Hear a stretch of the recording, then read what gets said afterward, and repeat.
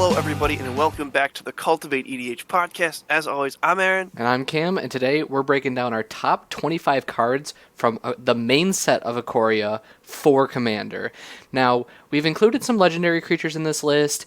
Nothing from C20, though. Everything is from the main Ikoria set, and that's all we're reviewing today, is looking at the top 25 cards that we think are going to make an impact in EDH, or are going to, I don't know, shake the format up in some way. So let's just get right into it. With number 25, we've got Kalasafication. 5 green for an enchantment aura. Enchant creature. When Kalasafication enters the battlefield, tap enchanted creature. Enchanted creature gets +20/+20. So, an interesting tidbit here. This is actually the most power and toughness that a creature can gain from an enchantment. That was when we were getting kind of like pre-spoilers. I believe it was Gavin Verhey who had said that we will be getting an enchantment that gives the most power and toughness that we've ever seen, and so that is this right here. I think this card is really fun. I mean, it is obviously a massive power toughness spike to your creature and is going to be an immediate threat as soon as it comes down. Aaron, I've got 2 words for you. You ready? You ready for this? Big Let's hear it. cat. Big cat. That we Big really do cat. have a big cat. That's if I ever cast this thing, that's the first thing. This card's nickname, Big Cat. It's like, I'd like to pay 7 mana and cast Big Cat. Yeah, the art is kind of very funny and really interesting. You see all the crystals around that make this cat just absolutely massive, being kind of the theme of Ikoria, of these crystals doing a bunch of things. I'm excited to put this on something and then fling it at somebody. Because, I mean, that is a pretty big downside, that you play it and then it taps the creature when a Kalasafication enters. That's a pretty big downside, but if you've got the mana and this is the late game, you might be able to just take someone straight out of the game. Yeah, very true. I mean, especially if you're kind of towards the late game. I mean, it does do 20 damage, so that's going to be half of someone's, health there in EDH. That is going to be just really punching somebody, whether you fling it at them or whether, maybe you're able to untap that creature in some way if you're in like blue-green or something like that, and then you can swing it. Who knows? But I don't think that we really need to say much about this card. It really speaks for itself. I think we can move on to Bastion of Remembrance. For 2 and a black enchantment, when Bastion of Remembrance enters the battlefield, create a 1/1 white human soldier creature token. Whenever a creature you control dies, each opponent loses 1 life and you gain 1 life. It's also an aristocrat-y type thing. I think this card is a little bit better. Oh, I mean, I shouldn't say a little bit better. I think this is just another tool belt in the aristocrat arsenal, because it's an enchantment. It makes a 1/1, so then you can easily send the 1/1 into combat, find a way to make it die, drain everybody for 1, and then you gain 1.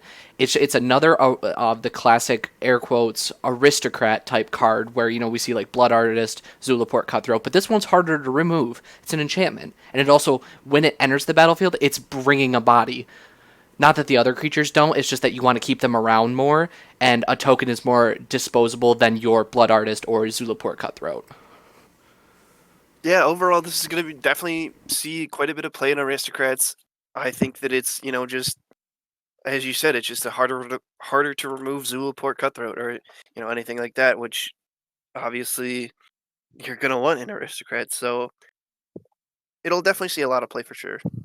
Especially since it's an enchantment and it's hard to remove. Comes down early on turn 3, which is that nice sweet spot, turn 2, turn 3, that you want to get those aristocrat type cards down on, so that when you start to get your engine turning and start making tokens, sacrificing them, or do whatever your flavor of aristocrats strategy is, that you have this down early so that it starts to do the work in turns 4, 5, 6, and up. Now, Aaron, let's move on to our next card. But what if I told you that they made a magic card, but they made a magic card of Jaws?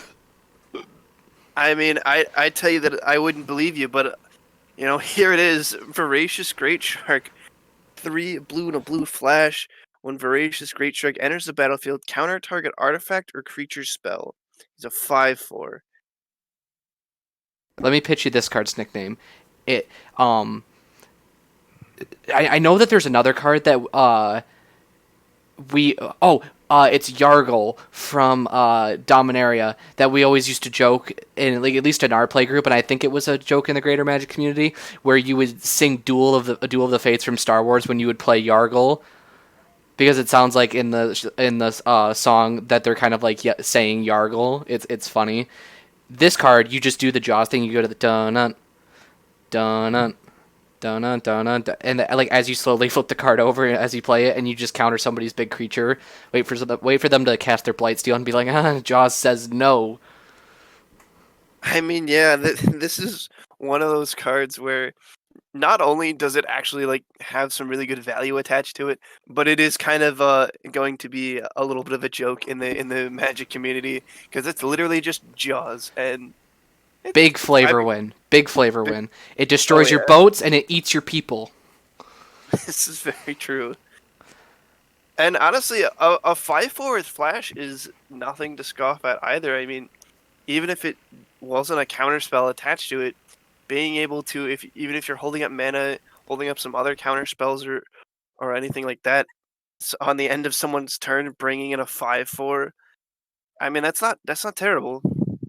This 100% should be in every Blink deck that is. I mean, any Blink deck that you are playing is more than likely running blue. This should be in all of them because yes, it's 5 mana, but when you blink this over and over again, they try to like play their big threat or something, maybe their combo piece that's a creature, and then you flash this thing and then counter their creature.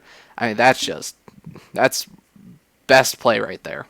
Yeah, and there's even a lot of combo pieces that are artifacts as well, so you can even hold it up for that. Triskelion, for example. There's that's just Isochron one. Scepter, Yeah, is there like a Nim Death Mantle, Ashnod's Altar, yeah. There's so many really good good targets. targets.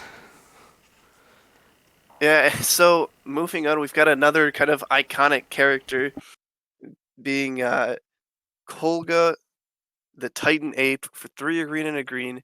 When Koga the Titan Ape enters the battlefield, it fights up to one target creature you don't control.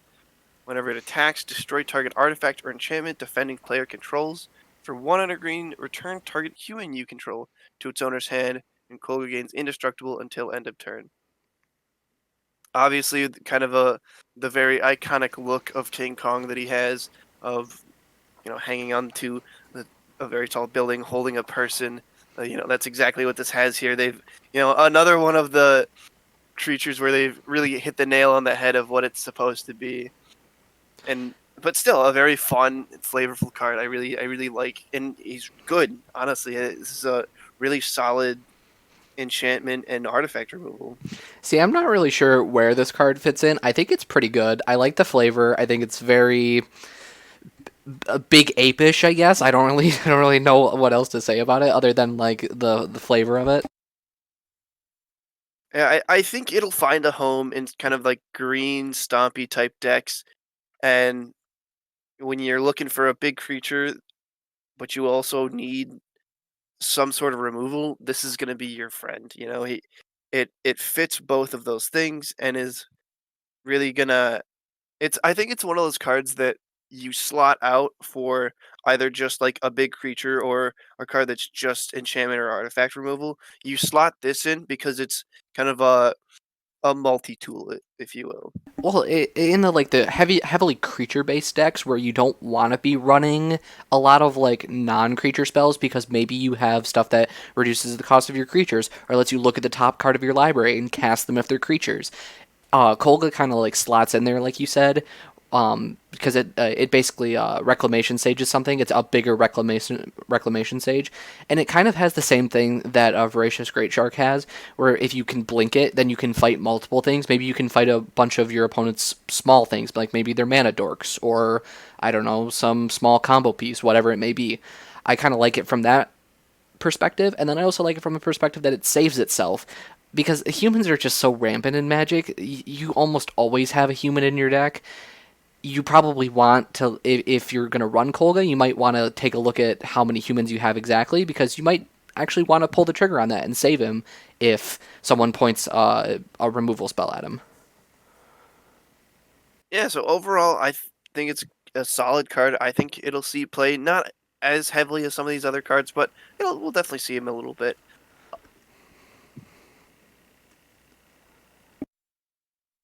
You know this next card? I figured out who this next card is. I've been trying to look at all these creatures and find their like parallels. And I think I found this next one. General Kudrow of Granilith, 1 white black, 3/3, legendary human creature or human soldier. Other humans you control get +1/+1. Whenever General Kudrow of Dranith or another human enters the battlefield under your control, exile target creature from an opponent's graveyard. I'm sorry, exile target card, not creature. 2, sacrifice 2 humans, destroy target creature with power 4 or greater. I think that even though this character isn't particularly tied to like the Godzilla mythos, I think this is General Thaddeus Thunderbolt Ross from the Marvel series.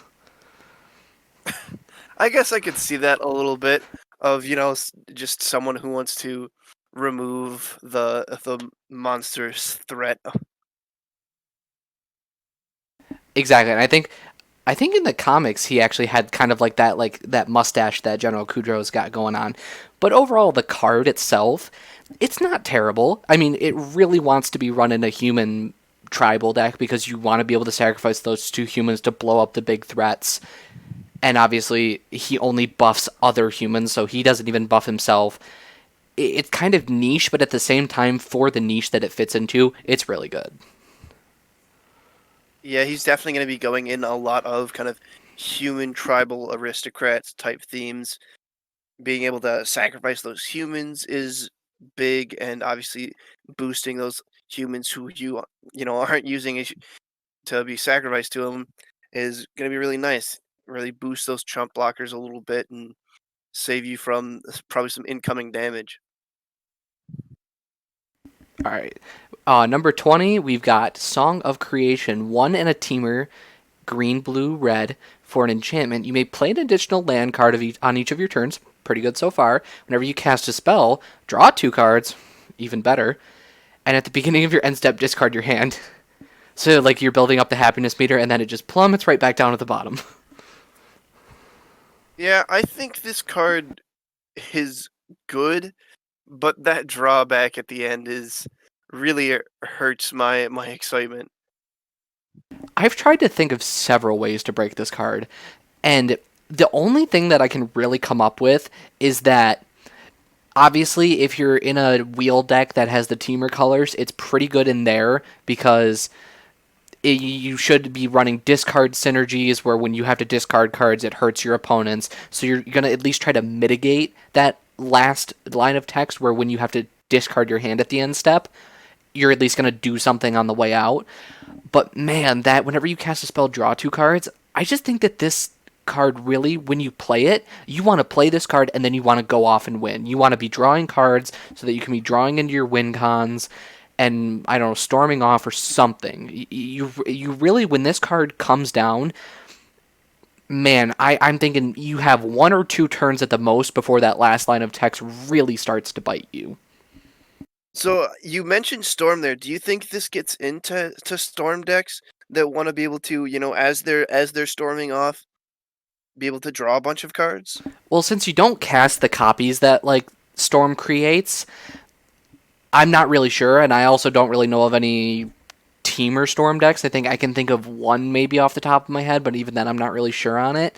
I'm just thinking that in a wheel deck where this might want to be, because again the whole drawing and the discarding things, so that you have synergies when you draw cards and synergies when you discard cards, that this card could be really powerful as maybe like I'm going to slap this down and then I'm going to draw a bunch of cards and then discard a bunch of cards and hopefully do something there, and maybe that gets you to the end game of a wheel deck where you have the pieces on the battlefield that say whenever you discard a card or whenever your opponent discards a card, you can really take advantage of that whole synergy right there.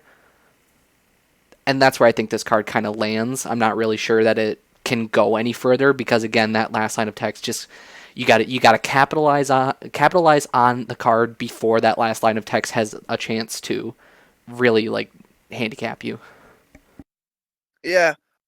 Overall, song creation is good. I just think that people are going to have to play with a little bit and see what kind of shenanigans they can pull off with those first 2 lines before they have to deal with discarding their hand. And we'll kind of see it once we're all able to pick up our Ikoria stuff. We'll be able to kind of see what it can do. Now, this next card at number 19 is in the same cycle of these three color enchantments. It's Whirlwind of Thought. It's one in a Jeskai blue, red, white for an enchantment. Whenever you cast a non-creature spell, draw a card.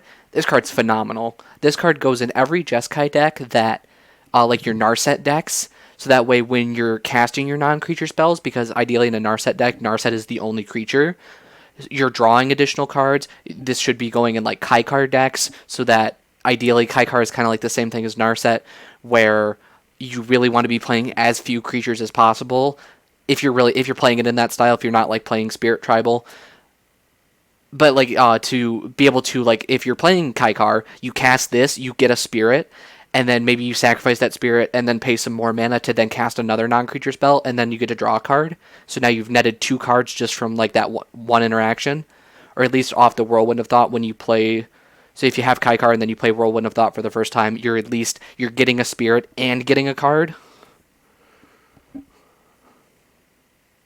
Yeah, I agree with you. I think that this is just a phenomenal card for those Jeskai spells decks. It's going to see a whole lot of play for 4 mana. Just having that enchantment sit there all the time, saying, "I'm going to cast a thing." Oh, guess what? Just turning all those spells into cantrips is just great. Now the next one on our list, Aaron, I'll let you talk about this one because I know that you're probably more excited for it than I am. Next one on here, I mean, you're probably right. I do love me a good board wipe. We've got Ruinous Ultimatum for 2 red, 3 white, and 2 black. It's a sorcery. Destroy all non-land permanents your opponents control. This is just so good. I mean, obviously a little heavy on the mana, as are all the ultimatums, but still being able to just completely clear the void of everything that isn't land and start from scratch is really nice when you're getting into a pinch. I just really think that I'm kind of torn because I know on one hand that like Wrath of God effects only being 4 mana, but they wipe everything are good. But the greedy side in me just says that, man, like every Mardu deck should run this because if you get there, it's such a blowout for your opponents. I mean, you get to keep everything, like in like your Kalia deck, Aaron, or in like my Edgar Markov deck. Man, if you get this down and land it, despite it being a little mana intensive, the blowout potential here is so real.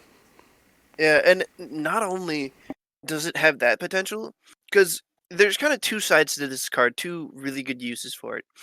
You either use it when you're in a strong position and you want to win the game, or you use it to save yourself from losing the game. I really see it, best used in either of those scenarios, because it's either your opponents are doing some big stuff, and you need to be able to take care of that before.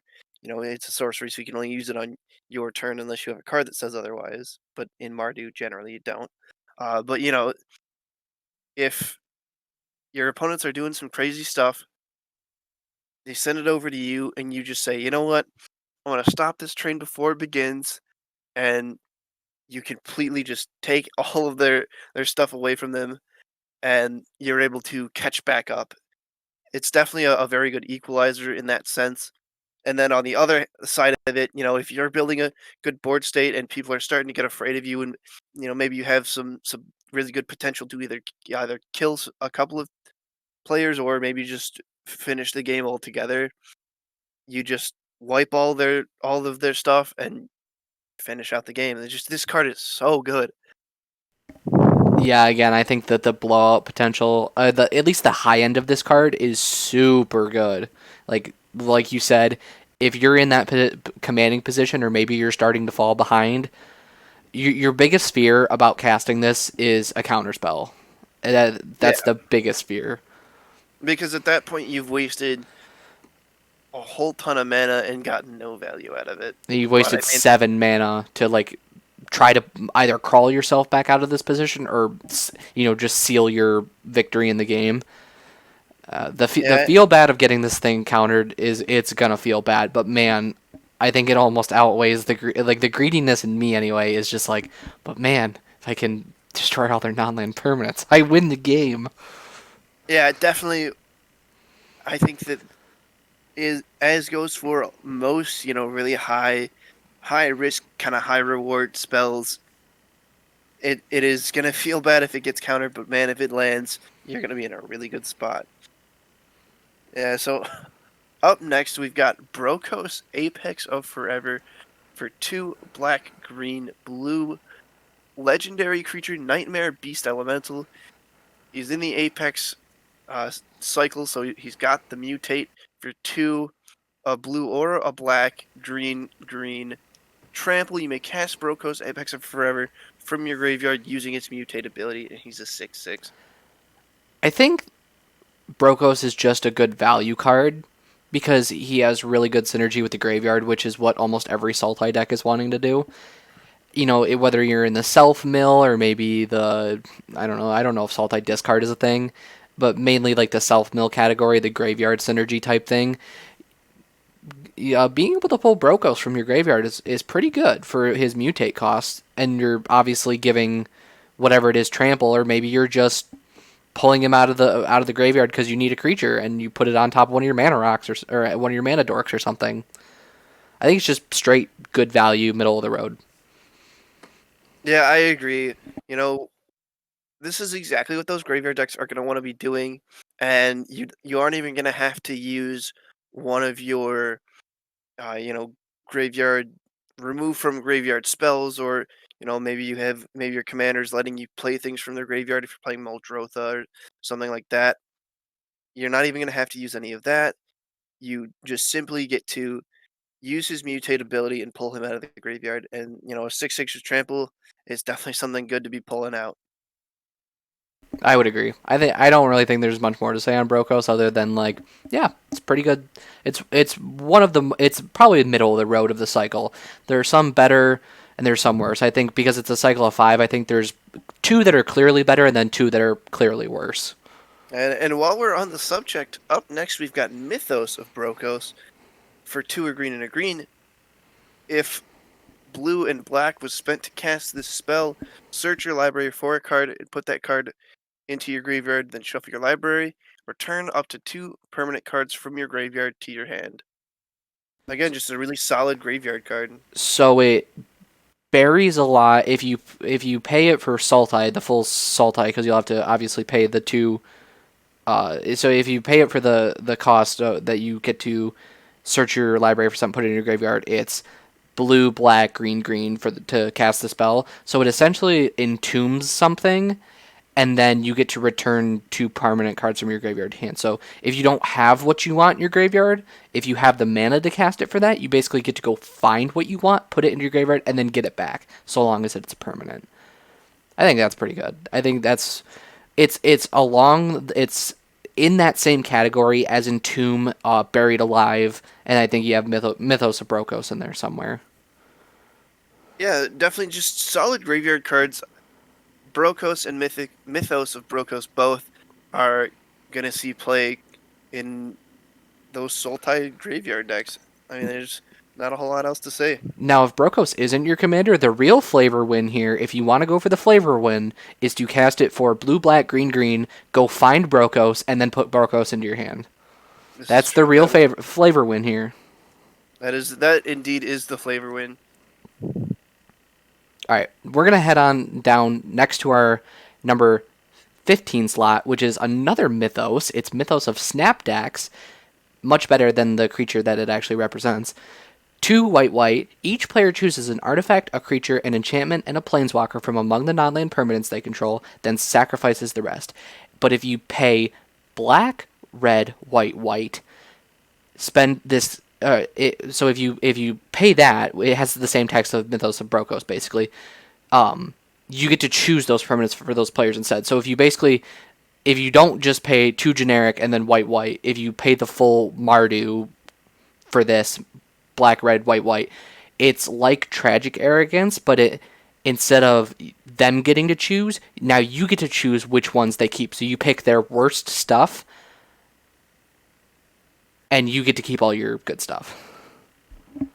Yeah, I think that overall, I mean, it's just good. We've seen cards that are similar to this before. Generally, they get to choose, which is how this card starts out.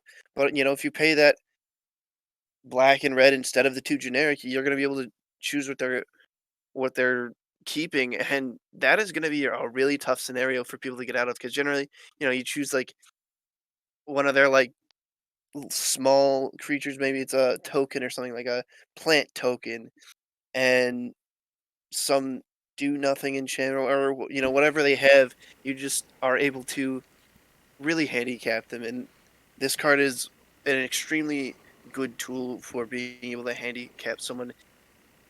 Honestly, at any point in the game, even if you cast this kind of early to mid game, to be able to put people that far behind is really just going to help you out.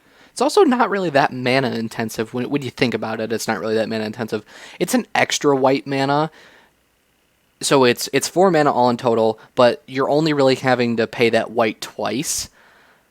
So as opposed to Ruinous Ultimatum, which is 2 red, 2 black, and then 3 white mana, it's really not that mana intensive. So maybe you go with Mythos of Snapbacks over Ruinous Ultimatum if you know that your deck kind of like struggles with getting its colors together, which in that case you might want to fix that before you do anything else. But Mythos of Snapbacks in the decks that really kind of struggle with their mana a little bit, maybe their mana bases are worse, it's probably better for you to run that. It's probably better for you to run over Ruinous Ultimatum than getting greedy and running the Ultimatum.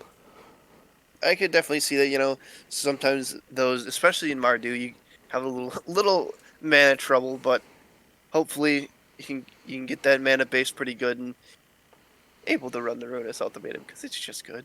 But anyway, up next we've got another Mythos here. Mythos of Aluna is 2 blue sorcery. Create a token that's a copy of target permanent, but if you pay green and red instead of the 2 generic, then you create a token that's a copy of that permanent, except the token has. When this permanent enters the battlefield, if it's a creature, it fights up to 1 target creature you don't control. Super weird. Weird is probably the best word for this one because so if you pay the full teamer plus blue for 4 mana, you can create a token that if it's a creature, it gets to fight something. But otherwise, it's just pay 2 mana, or I'm sorry, pay 4 mana, 2 blue, and you get a token of copy, or a token that's a copy of target permanent. So I guess if you're really in a pinch, this can become a Soul Ring. True, I wouldn't want to pay 4 for a Soul Ring, but I guess if I have to, I would. But overall, there's so many good targets for this. Even if you're not fighting something, I still think that this card is good. If your opponent plays some big scary creature, well, you can say, well, now I also have that big scary creature, and it would probably ward them off from attacking you with it, which is ge- generally helpful.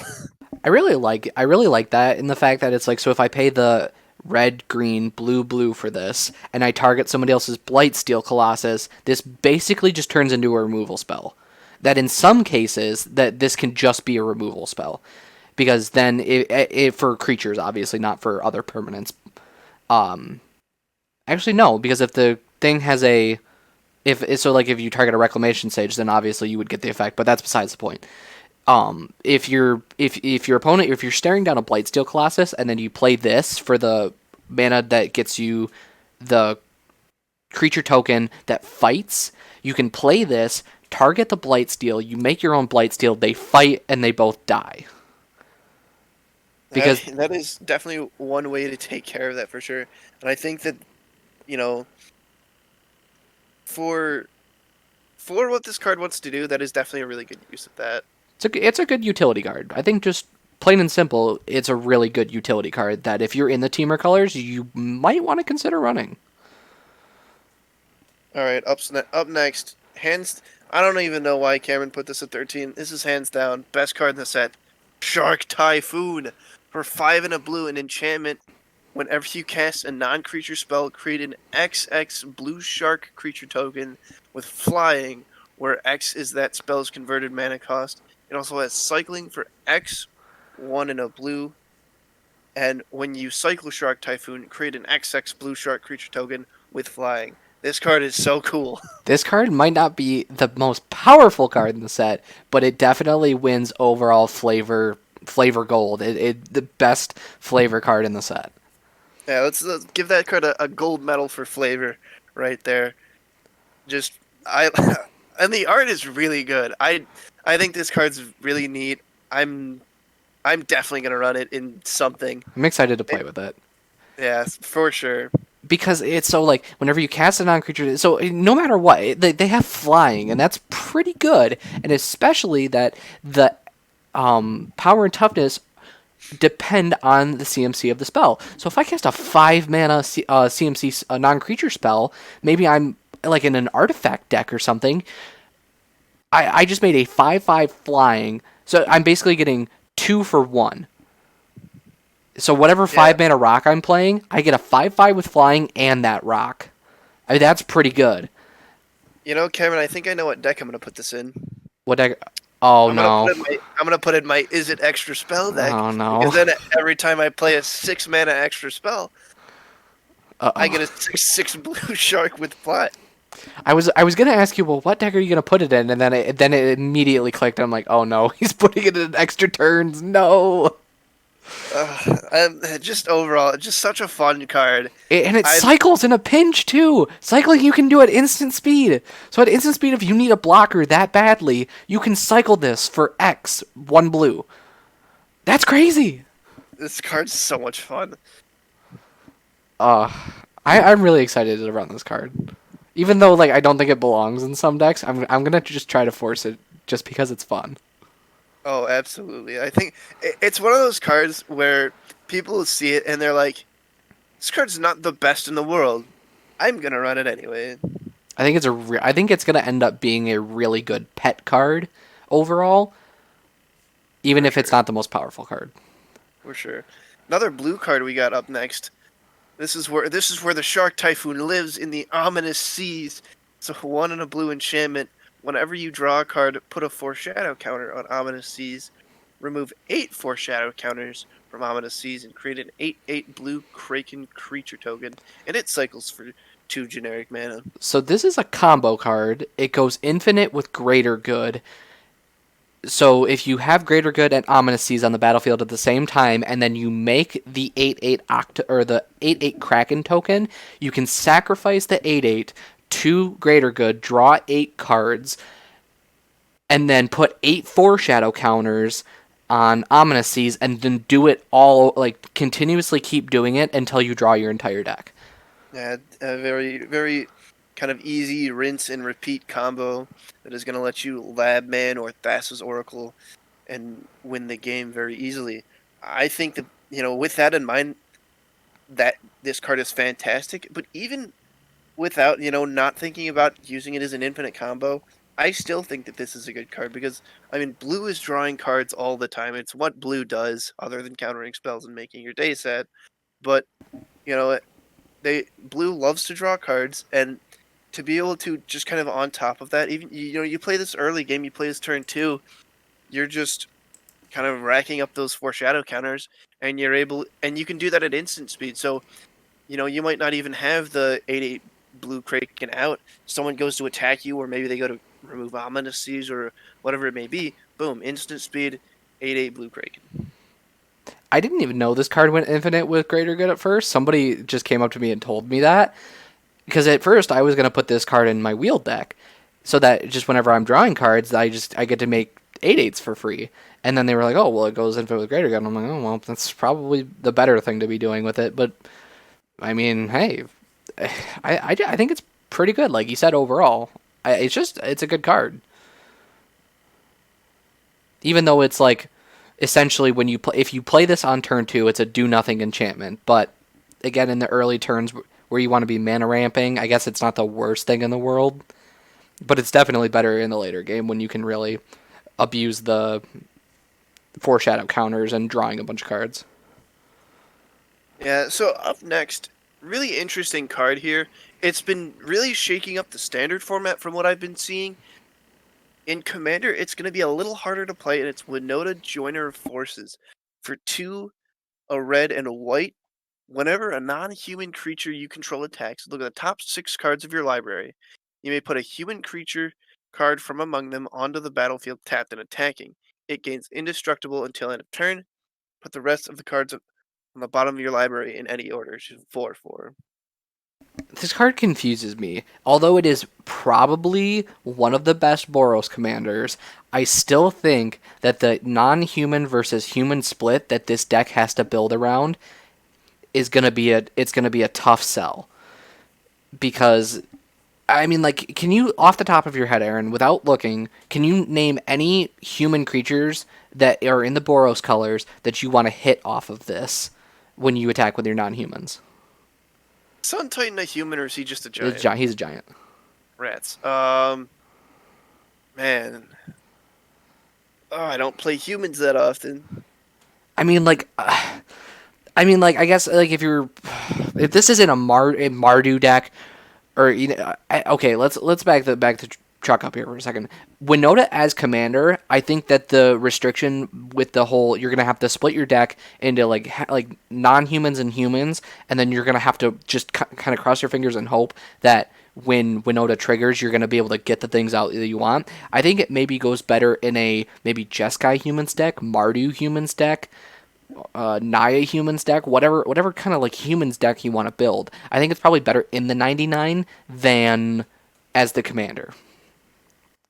Yeah, that was something I was just kind of thinking about because if your commander is a non-human and then you're running humans, that might be kind of where you see that kind of work because then you're able to whenever your commander attacks kind of dig for different humans that you have in the deck. And obviously you would have some other non-human creatures so that if your commander isn't there, you still have something that can help Winota work. But I do definitely see her better in the 99 than as the commander because she's a human. If she would have been like a A I don't non-human that know. synergized with humans or something. Yeah, I was gonna say like what's behind her, like a cat or something like that. I don't know. Whatever that bear thing in the background of her art is. Yeah, if either of those would have been Winota, I think that this card would have been better because then it would have said whenever it wouldn't have said this. It still would have said whenever a non-human creature you control attacks, but that would include itself, which would have made this card This infinitely better. card would have been so much better if it was a partner pairing, like a Winota partner with whatever, so that way, like kind of like Browin and Shabraz. So it's kind of like you have the human, and then the other partner is a non-human, so that so Winota triggers off of the other one attacking. Yeah, This one would have been a really good like a Boros pairing. So but that alas, yeah. Winota is she's still good. Don't get me wrong. You know They're what? just I want to be proved wrong by this card. If anybody out there wants to send us deck lists or something that just like absolutely showcases the power of this card, please do so. I want to be wrong about this card because I think it is really powerful. yeah. I mean, we love seeing new Boros commanders, and we can only hope that the power of this card is at the moment unknown to us. So yeah, just definitely let us know if you guys find some maybe some crazy combos or something like that. But we're gonna move into our top 10 here now, starting off with the Triome lands. I mean these I'm are not just even going to attempt to pronounce the name of these lands. I'm going to that call this Jeskai Triome, Mardu Triome, whatever. I am not going to attempt to pronounce these lands. that is fair. But overall they're all lands that you can search for with fetch lands. They all have cycling for 3 mana for 3 generic, and they all tap for 3 different colors. They're Triome lands. They're really good. I'm glad that Wizards printed these. I know, Cameron, you weren't as ecstatic as I was because I'm just concerned about price because it's like, man, these are so good. I'm gonna need them for every deck that's running these colors, and it's like, it's another land I have to get. I already proxy dual lands because I can't afford them. that is yeah, and that is kind of the what I'll call the land problem that we have is the lands that we play with are so good, they're quite expensive, and I think that these will kind of suffer the same fate. But hopefully, eventually we'll get reprints of these cards, and maybe we'll bring them down in price. But That's for my really now, big concern with these cards is that the reprintability of these cards is so low. yeah, You know what I it's mean? Like yeah, because of the name of each of these triomes, they can't just rename it to a different thing because now it's a different card that you can run like in the 99. So if I have Savai Triome, which is the Mardu one, and we get another Triome with a different name, Plank Triome, and it's not Savai, it's like, well, now I have to have this other Mardu Triome. It's like I don't see, other than like a Commander, like the Commander Masters thing that we're gonna get at the end of the year, Commander Legends, whatever it's called. That this is like this would be a place to that would be a place to reprint these, but I don't think that's gonna happen. We might get these in future Commander product, but I wouldn't count on it. They won't give us Shocklands in Commander product. I don't think there's really any hope of getting these in Commander product.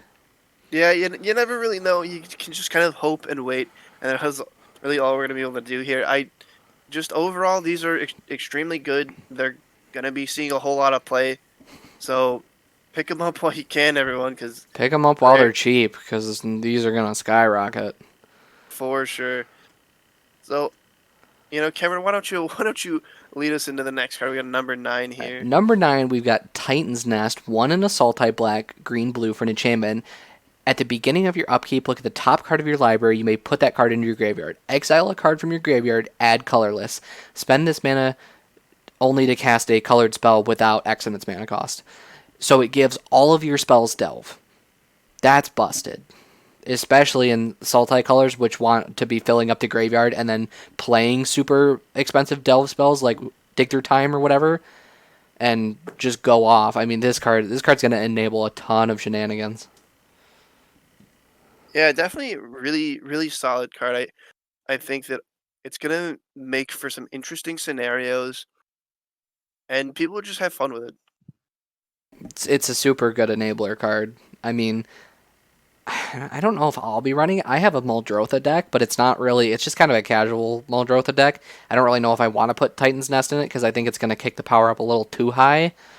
But overall, for everybody who wants this kind of card to get, like, it basically reads give all of your spells delve.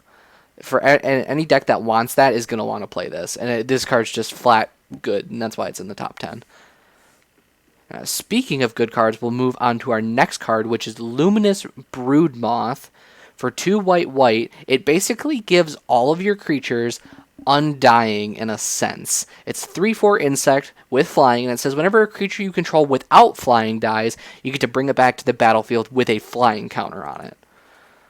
It really just is a new version of Undying, but this time instead of getting a +1/+1, they're getting flying, This which card's is good. This card's yeah. super good. Oh, this card's really good. I'm excited for this card. I mean, It's already so expensive though. very true, and it's only 4 mana, so maybe if you play a Soul Ring, you're able to cast it on turn 2, turn 3, whatever it may be. Overall, this card is gonna see a lot of play in white.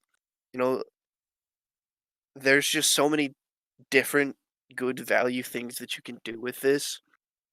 Because even if this is your only card with flying in the deck, it's still good because or it's even better really because any creature that you have now has Undying while this thing's out.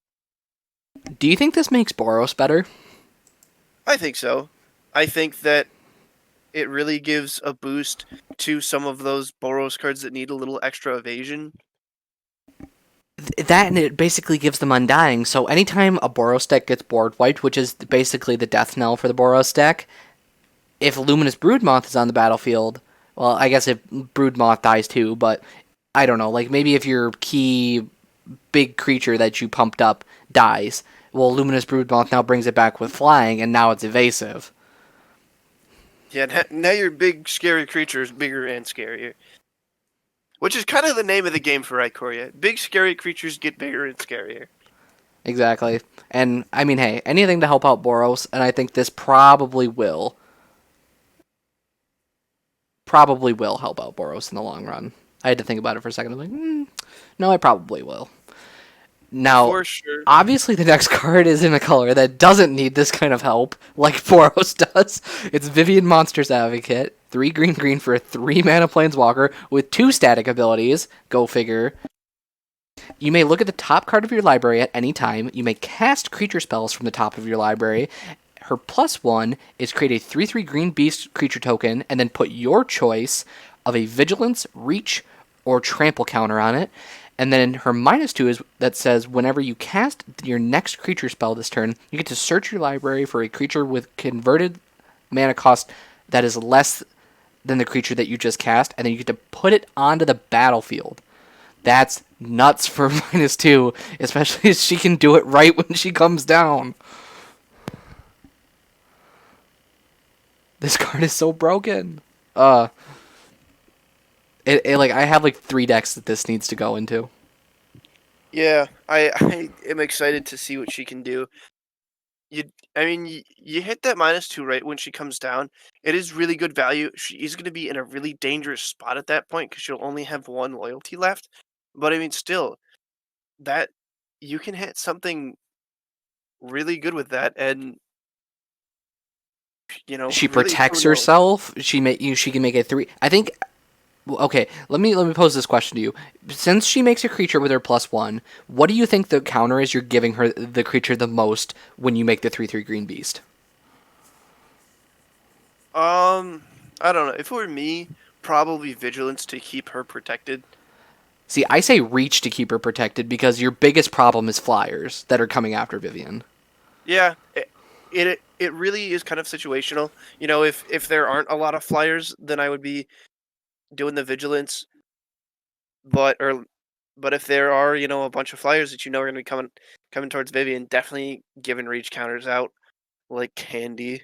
You know, you it just as are many things in Commander and Magic, just in general, lots of things very situational, and I I just think think that it's crazy how like her -2 synergizes with her first static. It's like, well, I get to look at the top card of my library, and if it's a creature, I can cast it. So it's like I play Vivian, maybe okay, so I draw Vivian. Look at the next card. Oh, the next card is a 3 mana, 4 mana creature, and I have open mana to then -2 and play that creature, and then I get to go search for something and put it on the battlefield. That's nuts. I mean, yeah, she is going to see a lot of play for sure. Definitely in creature heavy decks, but regardless, she will be seeing play. And I'm excited to pick her up myself and see what kind of shenanigans I can pull with her. And again, we're gonna really hammer this over the head with this whole like getting creatures out of the deck or out of the graveyard with this next card, which is at our number 6 slot, Nethroi, Apex of Death, 2 and an Obzon, white, black, green, legendary creature, cat, nightmare, beast, mutate 4, Selesnya hybrid, black, black. Whenever this creature mutates, any number of target creature cards with total power 10 or less from your graveyard to the battlefield, and has Death Touch and Lifelink. So I see one thing about this card. I mean, this card's very good, but there's something that I've realized lately that scares me about this card. Is it the zero? Is it the zero like the hydras and stuff that you can get back that you can get back in any number of them because they have 0 power? Not so much that. Well, that yes, but walls. Oh, I didn't even think of that. I mean, well, it's a niche deck, but I'm still kind of scared of it in that deck, especially if Yeah, it's like 4 or 5 color walls. yeah. There are some wall decks out there. I mean, we know of some that have some pretty scary wall shenanigans, and this card goes extremely well in that. And you never really know what to expect from walls, and this is going to be one of those cards that you're going to be throwing in there in the 4 or 5 color wall decks because you come in mutated on something, and oh, guess what? Now every wall in your graveyard is back. You know, Even if you have a couple that have like, some power, a little bit of power, like a 1 power, 2 power, those are still coming back. Aaron, does this particular creature remind you of any other creatures in this format that have caused problems? Um, Protean Hulk yeah, kind of that's reminds you of that Protean Hulk a little bit, doesn't it? a little bit. It's almost better in a way because It's y 10 power instead of like 7 CMC. yeah, You can get and so much more stuff back with this. I think that it's gonna be something that is going to be monitored pretty heavily because if this card gets too out of hand, do you think we see it banned? No, I don't, because it's in Obzon colors, so it's pretty restrictive. It doesn't go in every deck. So like I think for it to be ban worthy, it would have to go in the like tier 1, 2, 3, 4, 5, 6, 7, 8, whatever. It would have to like go all the way down the chain and be in every deck that it was causing that big of a problem. And it's an Obzon, so I really don't think we're gonna see it banned because of that. That's fair. But it is fair to note that now, correct me if I'm wrong here. So if I have Micaeus, the Unhallowed, and Walking Ballista in my graveyard, and I play this and I get them both back, the Ballista dies, but then the Micaeus sees it. So this is kind of like a third combo piece in that if they both die and are sent to the graveyard, you can play Nithroy mutated and get them both back and win.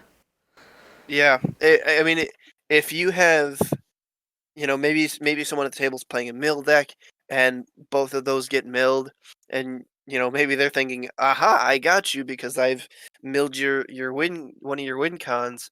Well, you just say, "Well, guess what? Nithroy's coming in. He's going to be mutated on this tiny little token or something like that." And guess what? Now it's now I get both of them back, and you've lost. So thank you for putting those into my graveyard.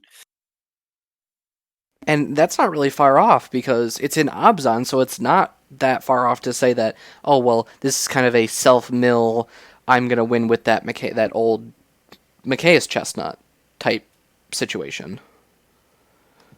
So it's really not that far off from. Because usually, like, you see it in a Sultai deck, don't you? You see it the Sultai Mike and Trike combo. Yeah, generally. Yeah. So, Nithroy, it's a good card. Yeah. If you're in Obzon, you should be playing it just for this sheer 7 mana. I get X number of stuff back from my graveyard. I mean, that alone is just really good. You can almost kind of consider it like a sorcery type spell when you mutate and you get that stuff back. And we'll move on down to our next card, which is Mythos from Nithroy. For 2 and a black, you get an instant destroy target non-land permanent if it's a creature, or if green-white was spent to cast a spell. So it basically is a Beast Within in black, only for creatures, but if you pay the full Obzon, you get to destroy target non-land permanent. Seems really good. It's funny. Not only is this probably one of the best mythos that we've gotten, I think it it's is the also best Mythos. yeah, actually yeah, you're right. It is the best mythos, and it's funny because when you're looking at all of them like together, it is the only one that is 3 mana, and it is the only one that's an instant. Coincidence of it being the best? I don't I think think so. not. Yeah, exactly. Insert Incredibles meme here. I think not. It just seems good. Like it's a instant speed.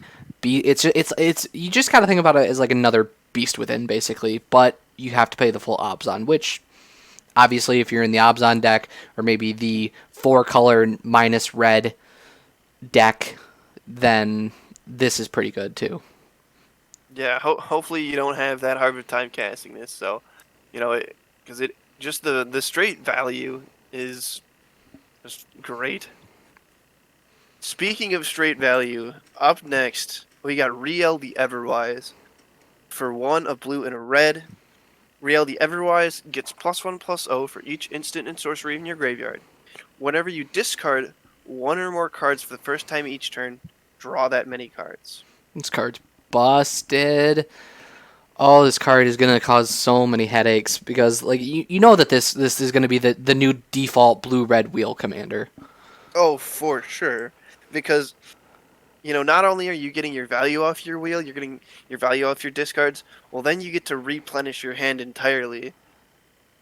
And it's just, or, if you have to discard your hand or whatever it may be, you get to replenish it. If you wheel, you get to replenish twice, basically. Because you're wheeling, you're getting those 7 cards back, but you also discarded cards, so you get to draw that many cards. And it's just so good. Combos with Ominous Seas, obviously combos with Fling. You can build her up super big and fling her at somebody. I really don't know what else to say about this card other than it's cracked in half busted. It's going to be so good. Oh, there's actually some interesting rulings on this card that I think would be very important to note. And basically, what it says is when once you go, let's say the first time you are discarding cards in a turn is your discard step. Once you do that and you draw those cards again, there is basically an additional cleanup step. So you can't like cheat the cleanup step at the end of the turn to like try to discard all your cards, get them back, and then not have to discard them again. This is assuming you don't have a maximum size hand cheater like Reliquary Tower or Thought Vessel. Yeah, and I think that it was a really good ruling for this card because having it ruled this early before people are really playing with it because it is really going to save from people getting headaches of saying, well, the first time I discard was my discard phase, so do I just get the cards back? And have to having to call for a judge, and luckily Wizards kind of right out the gate said, okay, this is how this is going to work. You guys still are going to have to discard, but still, this card is, even with that in mind, this card's still so good. This card's cracked in half. I just like I'm excited to play it and abuse it, but I'm also not excited to have it played against me because I can see it happening now. Just the combo that's gonna happen with this. Like move over, Locust God. We have a new blue red wheel commander. For sure. So, speaking of someone who is cracked in half, the next card. Oh my goodness. Canon Bhandar Prodigy for a green and a blue. Legendary Human Druid is a 2/2. Whenever you tap a non-land permanent for mana, add 1 mana of any type that permanent produced. So already good right out of the gate. But wait, there's more.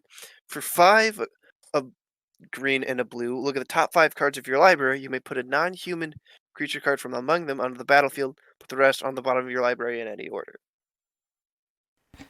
You can't see me right now, but I'm just waving my white flag of surrender, just like okay, you got me. This card is so insane. It basically allows you to go infinite on colorless mana with Basalt Monolith because Basalt Monolith taps for 3 and then can untap for 3, but when you tap it, you're adding 4 because of Canon. So you untap it, now you have infinite colorless mana. And that's as early as turn 3, let's say, because let's just say you go 1 mana, turn 2, 2 mana, play Canon, turn 3, play Basalt Monolith. Now you have infinite colorless mana, which is nuts. So like if you have any other mana rocks in your hand that you can play, tap, you have infinite. Let's say you have like a draw X blue draw spell. You can draw your entire library and just win the game on turn 3. That's crazy. And that's not Yeah, even getting to the second like paragraph of text where you can just look at the top 5 cards of your library, put a non-human creature from among them onto the battlefield, and it's insane. yeah. I will most likely be building this deck at some point. Like it is so good. It's gonna be super fun to play. Just being, that I love to cheat out creatures, and he's gonna let you do that in spades. So definitely just super fun commander and so good. And I mean, there was a reason we put Canon at number 3 because we realized that it was probably the best card in the set. But also, we think that there are some stuff that are maybe more fun that were more deserving of the number 2 and number 1 slots, which we can move on to. We can move on to our number 2 slot, which is the Sultai Ultimatum, Emergent Ultimatum for black, black, green, green, green, blue, blue, sorcery. Search your library for up to 3 monocolored cards with different names and exile them. An opponent chooses one of those cards, shuffle those. Chooses one, you get the 2, and the other one shuffles back into your library, and then you have to exile the Emergent Ultimatum. So I found a way to break this card, kind of. So Because all it you doesn't have say creatures. correct. So all you have to do is you search for the 2 cards that you really want, and then you search for a any kind of tutor that'll let you get the any like black tutor, I guess, that'll let you get one of those cards. Because either A, they pick the 2 cards that you want and you get them and you get to play them, or B, they pick one of those cards and a tutor, then you get to play the tutor and go get the other one. So either way, you'll get the 2 cards that you want. Just at what the other way there's an extra step. I mean, this card is so good. I think it's probably so like if you go get something like Enter the Infinite, which lets you draw your entire library, Expropriate, and then some other card that it's like, I mean, it doesn't matter which one they give you because then you get to just cast it without paying its cost. I mean, you're gonna. It's really just nuts. You're gonna get some insane value because I can guarantee you there are exponential numbers of three card combinations that you can search out with Emergent Ultimatum, and it just leads you to win the game. Yeah, I just this card is going to be a game winner for you. You're able to get 2 combo pieces very easily, and hopefully that'll get you to the victory at the end.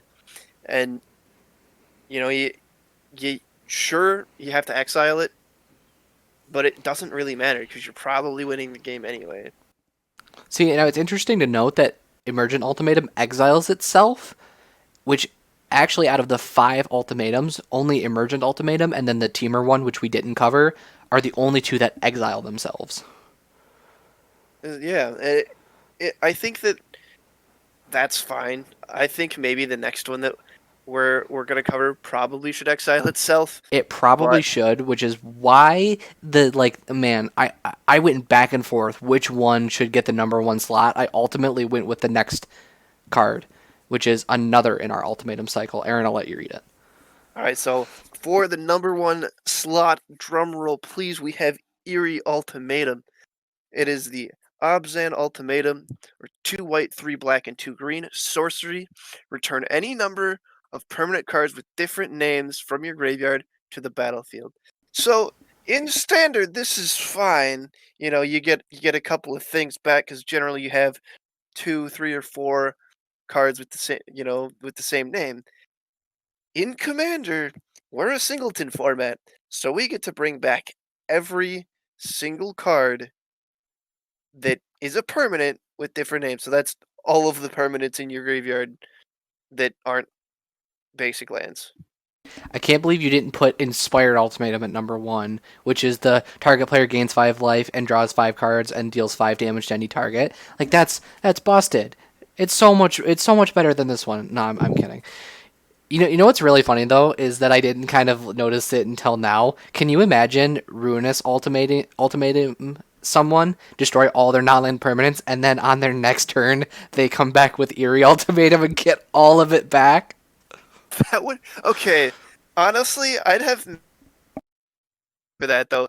You hit them with an ultimatum, they're like, no, no, no, I'm gonna hit you with an ultimatum. And then the third person plays Emergent Ultimatum. Like, that would now it's be my turn.